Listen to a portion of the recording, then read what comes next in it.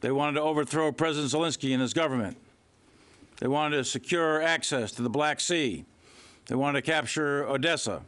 They wanted to seize all the way to the Dnieper River, pause, and then continue to attack all the way to the Carpathian Mountains. In short, they wanted to overrun all of Ukraine, and they lost. They didn't achieve those objectives. They failed to achieve their strategic objectives, and they are now failing to achieve their operational and tactical objectives. Russia changed their war aims in March and beginning of April. Their war of choice then focused on the seizure of the Donbass, the Donetsk and Luhansk oblasts. That was their operational objectives, and they failed there. Then they changed again and expanded to seize Zaporizhia and Kherson. These strategic reframing of their objectives, of their illegal invasion, have all failed, every single one of them. And we've just witnessed last week Russia's retreat from Kherson. They retreated across the Dnieper River. They moved to more defensible positions south of the river. Their losses due to Ukrainian success and skill and bravery on the battlefield have been very, very significant. And it's clear that the Russian will to fight does not match the Ukrainian will to fight. On the battlefield, Ukrainians' offensive up in Kharkiv has been very successful, where they crossed the Oskil River, and they have moved to the east and are near the town of Savartovy. There is a significant ongoing fight down in Bakhmut right now and in the vicinity of Seversk and Soledar, where the Ukrainians are fighting a very, very successful mobile defense. There is limited contact right now in Zaporizhia and limited contact in and around the Zaporizhia nuclear power plant. And as we already discussed, Kherson's offensive has been successful. So across the entire frontline trace of some 900 or so kilometers, the Ukrainians have achieved success after success after success, and the Russians have failed every single time. They've lost strategically, they've lost operationally, and I repeat, they lost tactically. What they've tried to do, they failed at. They started this war, and Russia can end this war. Russia can make another choice, and they can make a choice today to end this war. However, Russia is choosing to use their time to attempt to regroup their forces, and they are imposing a campaign of terror, a campaign of maximum suffering on the Ukrainian civilian population in order to defeat Ukrainian morale. The Russians are striking throughout the depth and breadth of all of Ukraine with air-launched cruise missiles, with Caliber sea-launched cruise missiles, and with other types of munitions. They are striking the Ukrainian civilian infrastructure, and it has little or no military purpose. While assessments are ongoing, yesterday's strikes looked like they launched at least 60 missiles, and they may have launched upwards of 90 or even perhaps 100, and we'll have better assessments in the days ahead. But it was likely the largest wave of missiles that we've seen since the beginning of the war. These missiles, again, they targeted intentionally and damaged civilian power generation facilities to cause unnecessary suffering with the civilian population. We assess now that over a quarter of Ukrainian civilians are without power. The deliberate targeting of the civilian power grid, causing excessive collateral damage and unnecessary suffering on the civilian population, is a war crime. With the onset of winter, families will be without power and, more importantly, without heat. Basic human survival and subsistence is going to be severely impacted, and human suffering for the Ukrainian population is going to increase. These strikes will undoubtedly hinder Ukraine's ability to care for the sick and the elderly. Their hospitals will be partially operational. The elderly are going to be exposed to the elements. In the wake of unrelenting Russian aggression and incalculable human suffering, Ukraine will continue to endure. Ukraine is not going to back down. The Ukrainian people are hard, they're tough, and most of all, they're free, and they want to remain free.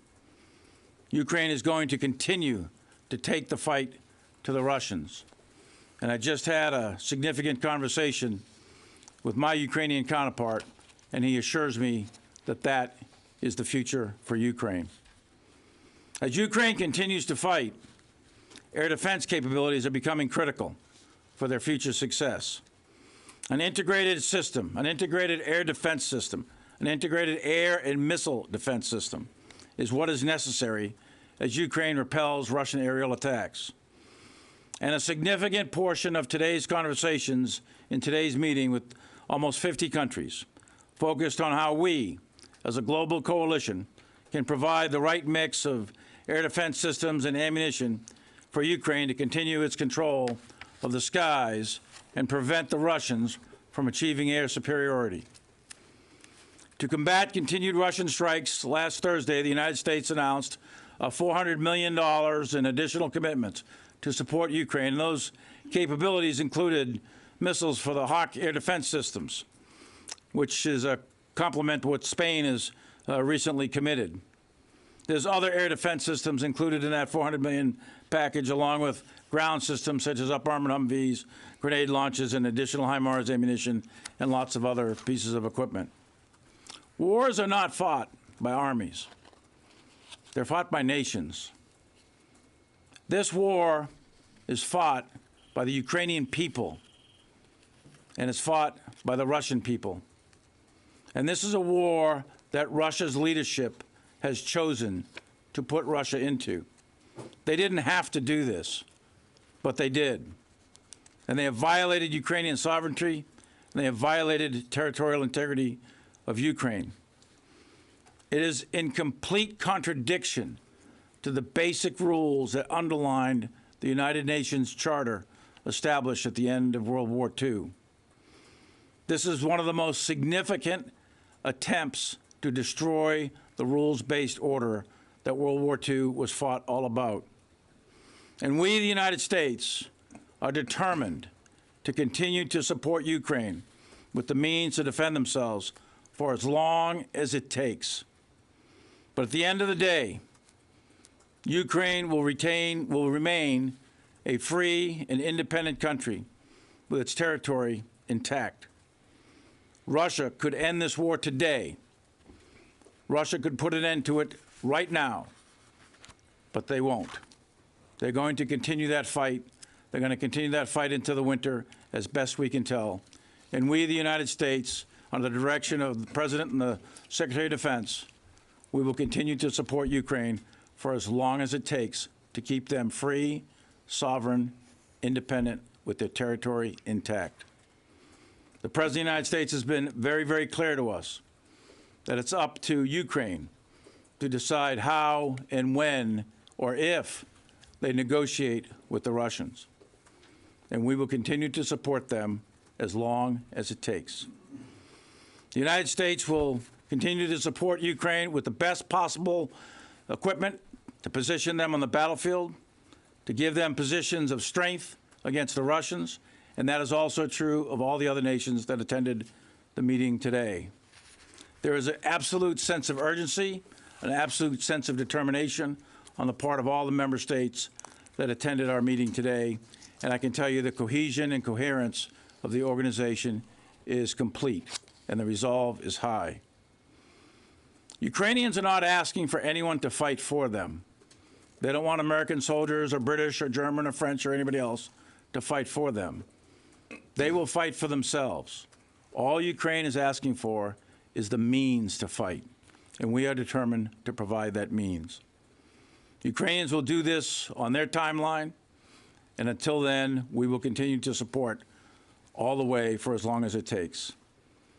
It is evident to me in the contact group today that that is not only a U.S. position, but it is a position of all the nations that were there today. We will be there for as long as it takes to keep Ukraine free. Thank you, and I welcome your questions. Mr. Secretary, Chairman, thank you very much, gentlemen. First question will go to Associated Press. Tara? Thank you. Mr. Secretary, President Zelensky just denied that it was a Ukrainian air defense missile that landed in Poland.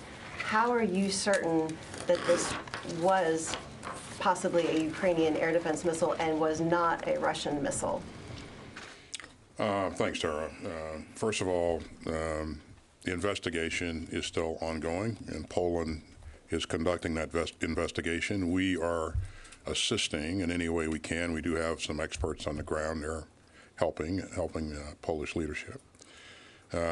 We have full confidence in Poland's ability to conduct this investigation in the proper way. And until that's complete, again, I think it'd be premature for anybody to jump to conclusions. And I know that Ukraine has offered to participate and help in any way they can as well. So we won't get ahead of the investigation, but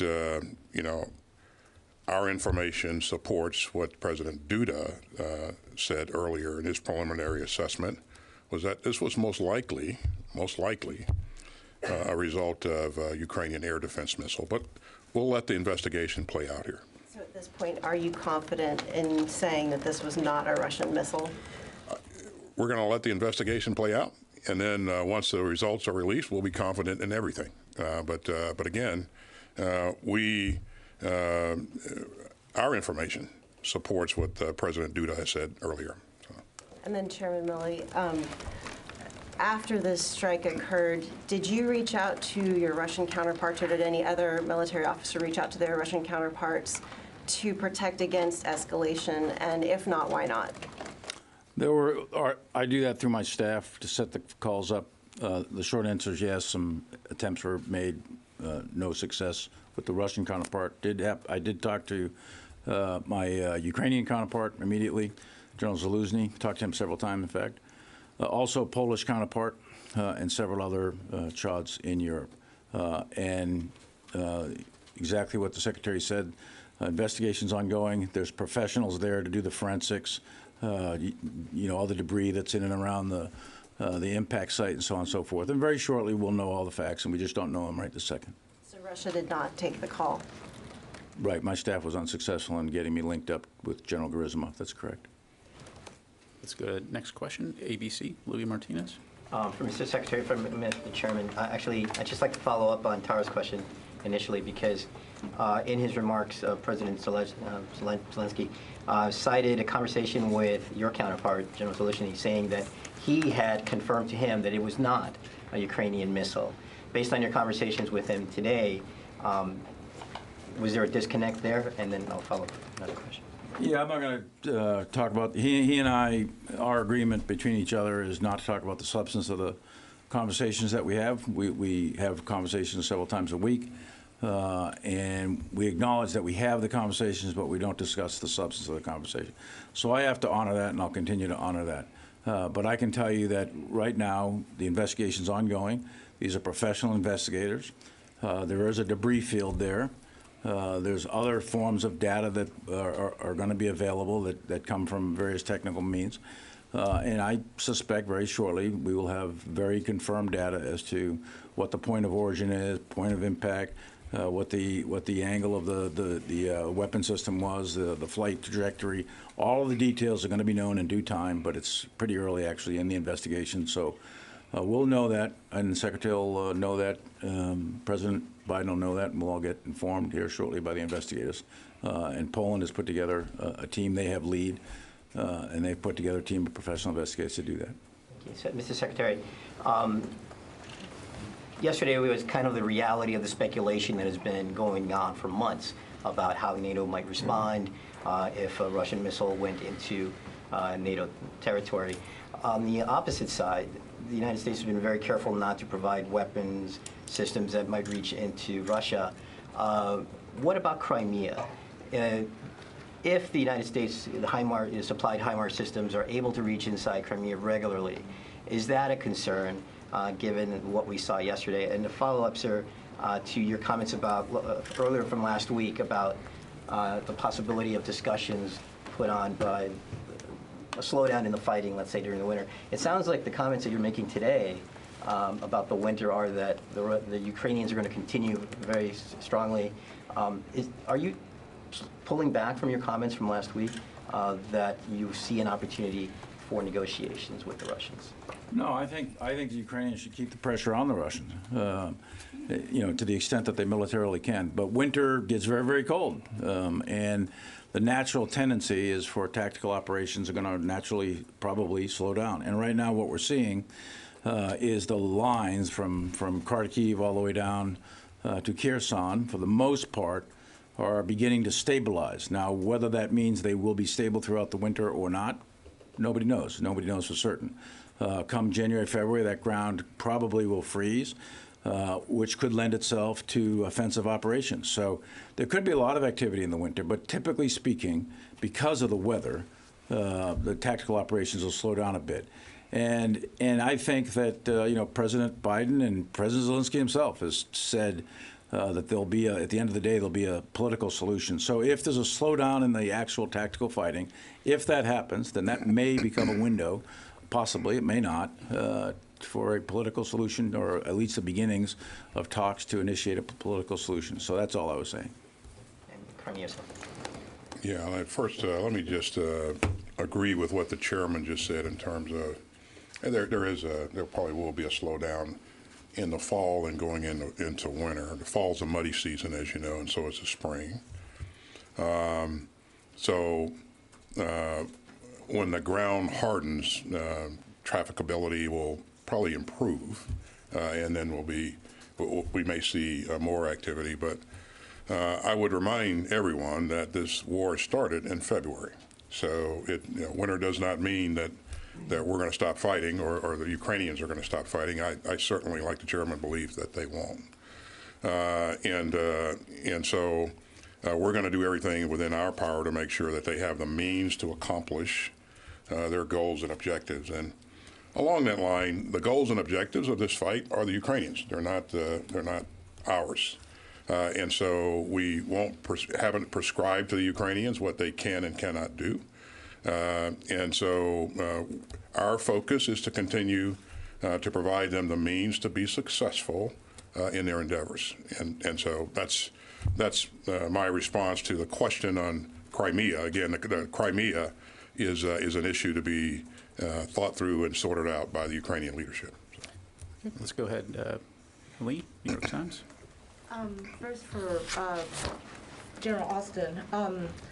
So with winter coming, It's a bad habit. You keep calling me general, but it's like ingrained in my head. Yeah. Secretary Austin, do you agree then with General Milley's comments in New York last week that Ukraine cannot achieve a military victory as defined by driving Russia out of all of its territory, including Crimea, and therefore should use winter as an opportunity to negotiate?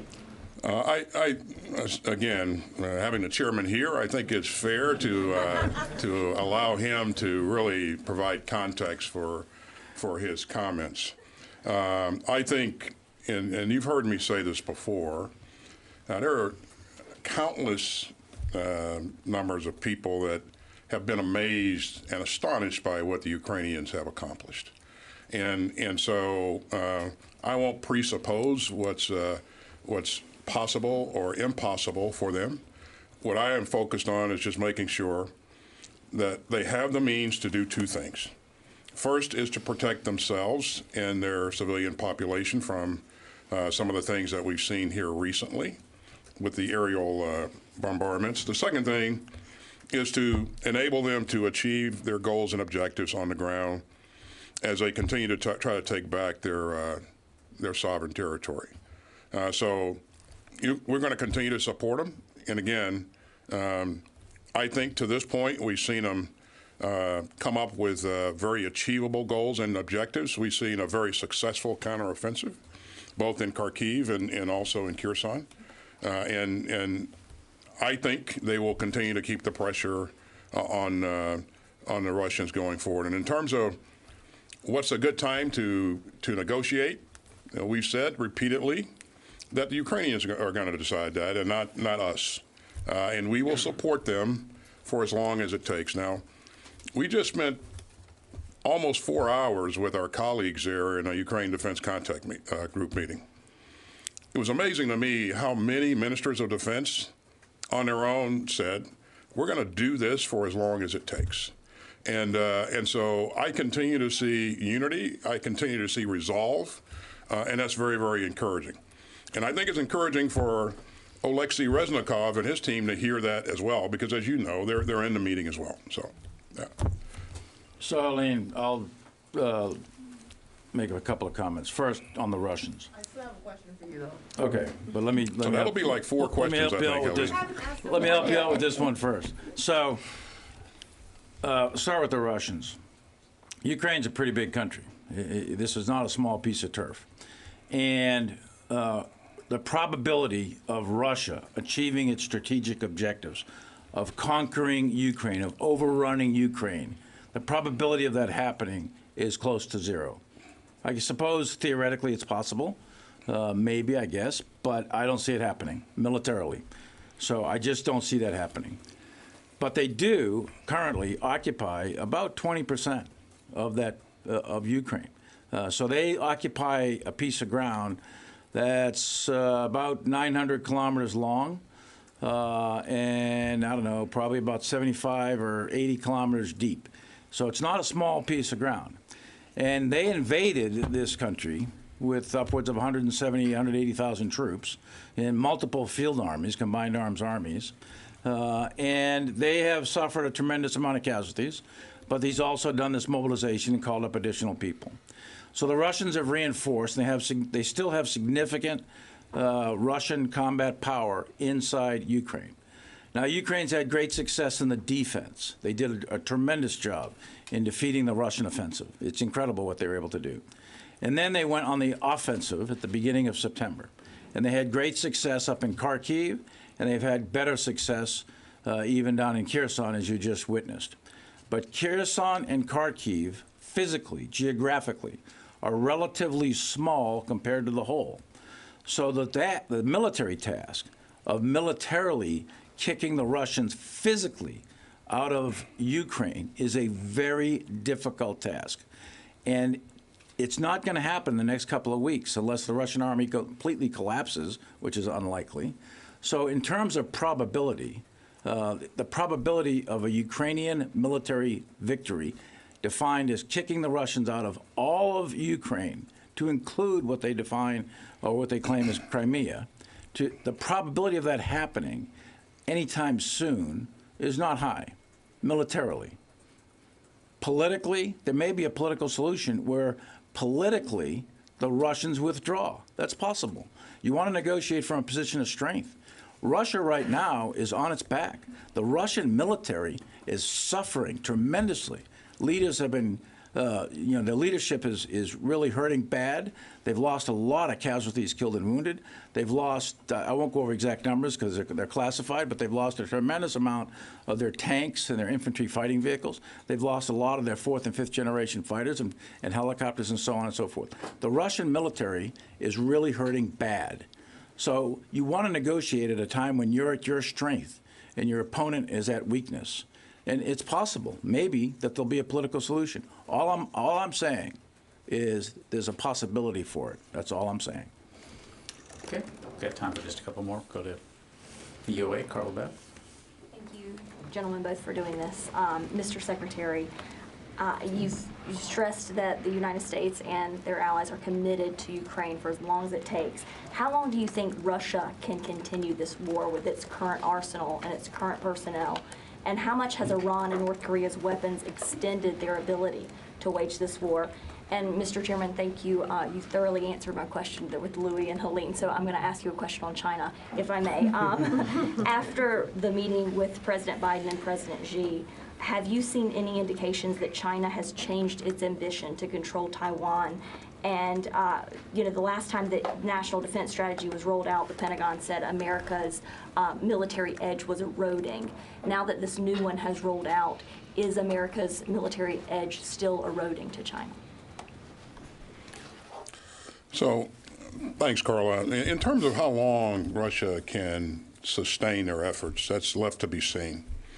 I think the chairman just gave a very accurate and compelling description of kind of where the Russians are right now. They have some problems. They've had problems since the very beginning of this, trying to sustain their efforts. Those problems have only become more acute. They've lost a lot of people, and as important, they've lost a lot of important military gear. So the numbers of tanks that they've lost, the numbers of armored personnel carriers, pretty staggering numbers.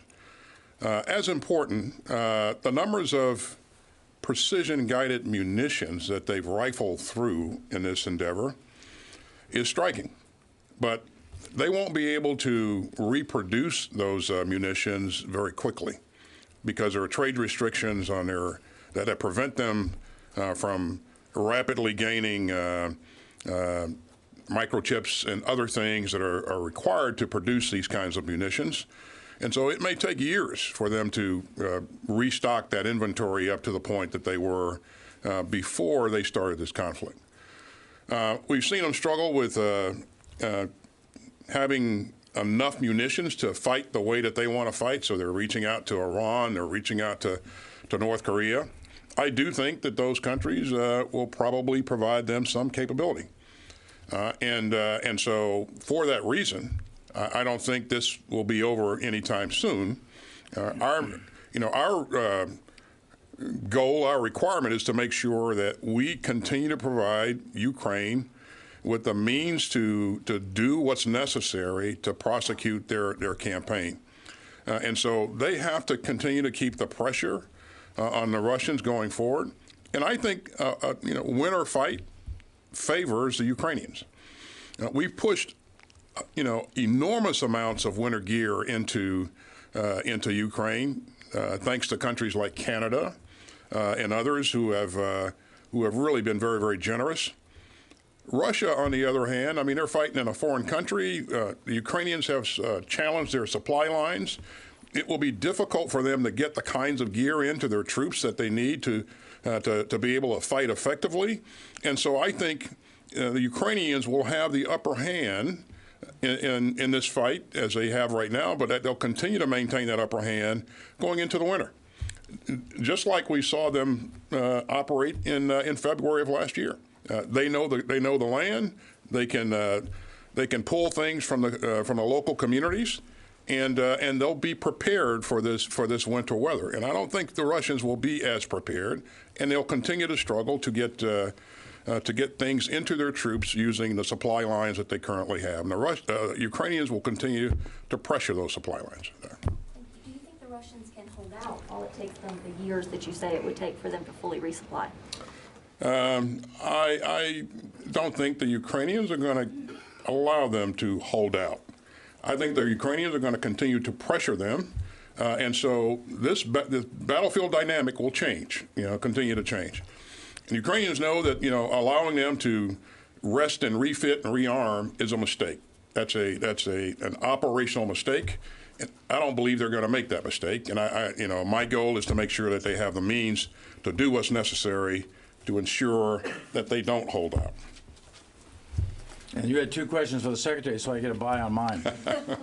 So look, on China, as quickly as I can say it, China is the pacing threat, as we describe it in DoD, is part of the national defense strategy. It was defined in the previous one, it's defined in the current one as the pacing threat.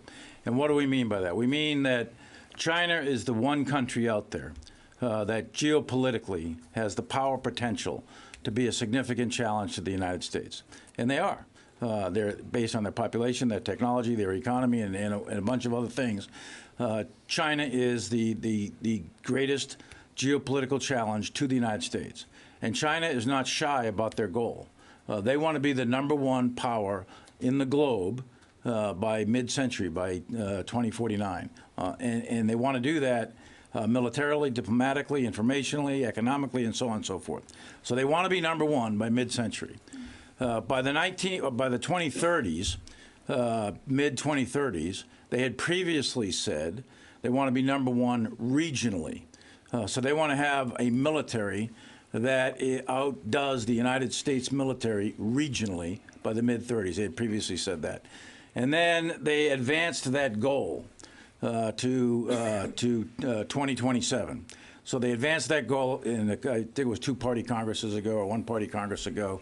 And what they have said is that they want to be the equal to or superior militarily to the United States. That's only 5 years away. So they're working on that, and they're working on that very, very hard. But we are not static, and we are working on it. Right now, the United States military is without question, despite whatever criticisms people have, the United States military is the most lethal warfighting machine on earth, bar none. The United States military is number one, and we intend to stay number one. And our task, militaries only have two tasks. We have a single purpose, really, which is to either to prepare for war or to fight a war. And we are laser focused on that. And we intend to stay number one. China is not going to be a better military than the United States military is, but they're going to try, but they're not going to get there. We will be number one 5 years from now, 10 years from now, and 50 years from now. We are not going to let China take number one. They have made gains in a wide variety of areas, in cyber and space and land, sea, and air. So a peasant army of largely infantry-based. When I was commissioned in 1980, that's kind of what Deng Xiaoping had when he made his reforms. So he had a very large, dismounted infantry, peasant-based army, more or less. They had some tanks, but not much. And then they got rich. They made a massive amount of money with a 10% rise overrun and dropped down to 7%. Maybe it's going to come down to 3 or 4%. But the GDP allowed them to buy a military. And they believe that it's their day in the sun. They believe it's, once again, time for the Middle Kingdom to be number one.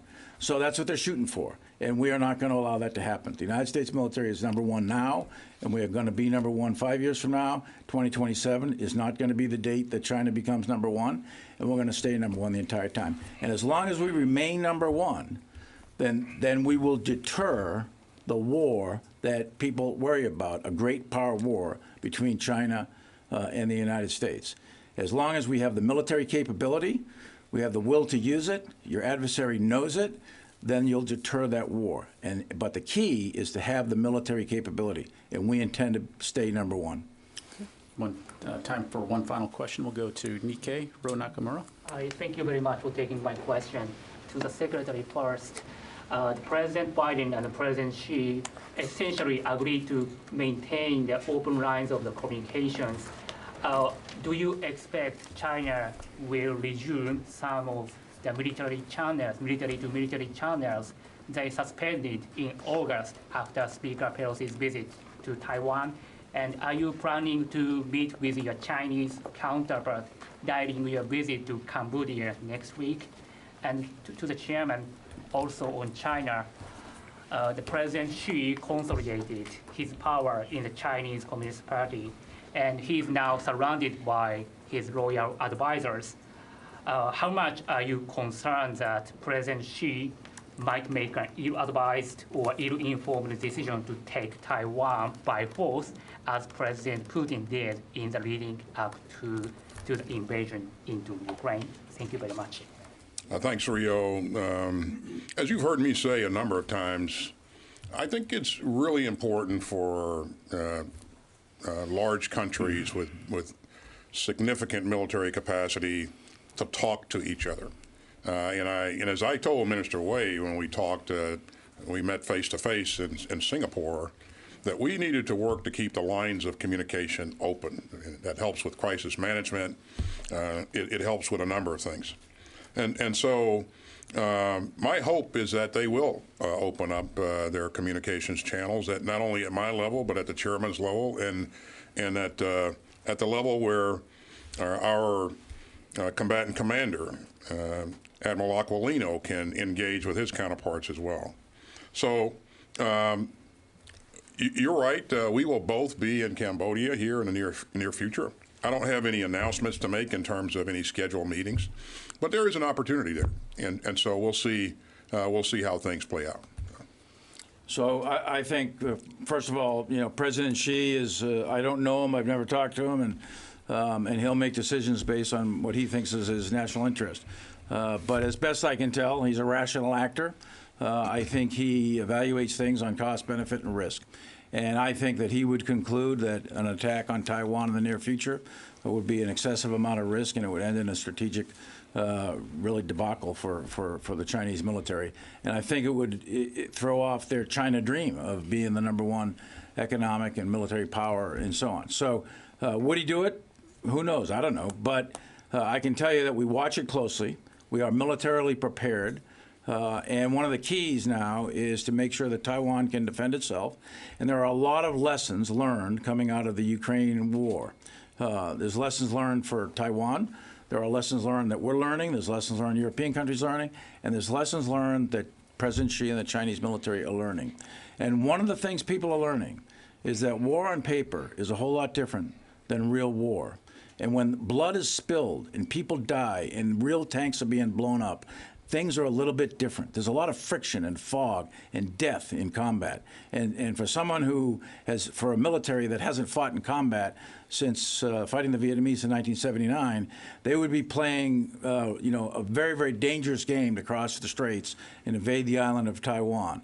They don't have the experience, the background to do it. They haven't trained to it yet. They do piece part training.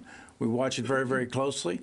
How much amphibious capability they have, how much airborne capability they have. Now, they could bomb it, they could missile it, they could attack Taiwan in that sense. But attacking and seizing the island of Taiwan across the straits, putting troops on the island of Taiwan, that is a very difficult military task to do. You've got a large city of Taipei with 3 or 4 million people, with the suburbs about 7 million people. You've got very complex terrain with mountains. Most of Taiwan is a mountainous island. So it's a very, very difficult military objective, a very difficult military operation to execute. And I think it'll be some time before the Chinese have the military capability and they're ready to do it. Now, that could be wrong. An incident could happen. Some sort of political thing could happen in a moment in time, and all of the decisions would change very, very rapidly. But I think that the Chinese would be high risk to take on an operation like that, and I think it would be unwise. It would be a political mistake, a geopolitical mistake, a strategic mistake, similar to what the strategic mistake is that Putin has made in Ukraine. I'll be traveling with some of you later this week and into next week. But for those who I won't see between now and Thanksgiving, I want to take this opportunity to wish you and your families a happy Thanksgiving. And on behalf of the Department of Defense, thanks for what you continue to do for our nation. Thank you very much. Thank you very much, ladies and gentlemen. That's all the time we have for today.